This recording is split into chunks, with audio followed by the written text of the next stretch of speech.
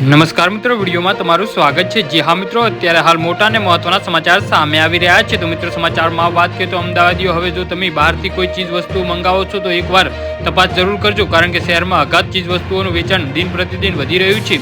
મણિનગર વિસ્તારમાં આવેલા ગવાલિયર સ્વીટ નામની દુકાનમાંથી ઓનલાઈન મીઠાઈ અને નમકીન મંગાવ્યું હતું, જેમાં ફૂગ વળેલા અગાધ લાડુ મળી આવ્યા હતા, જેને લઈ ગ્રાહક દ્વારા મ્યુનિસિપલ કોર્પોરેશનના ફૂડ વિભાગને ફરિયાદ કરવામાં આવી હતી। ટીમ દ્વારા તપાસ કરવામાં આવતા વેચાણ માટે રાખવામાં આવેલા લાડુમાં ફૂગ જણાઈ હતી, તેમજ એક્સપાયરી ડેટ અંગેની કોઈ માહિતી ત્યાં લખેલી નહોતી, જેના પગલે ફૂડ વિભાગે ગ્વાલિયર સ્વીટની નોટિસ મારી સીલ કરવાની કાર્યવાહી કરી છે। શહેરના મણિનગર વિસ્તારમાં રહેતા દોશી પરિવારે આજે 5 ઓગસ્ટ શ્રાવણ મહિનાના પ્રથમ સોમવારે હતો, જેના કારણે ભગવાનને ધરાવવા માટે ઓનલાઈન ઝોમેટો એપ્લિકેશન મારફતે મણિનગરની ગ્વાલિયર સ્વીટ નામની દુકાનમાંથી મીઠાઈ અને મીઠી બુંદી, કાનપુરી લાડુ અને નમકીન મંગાવ્યું હતું।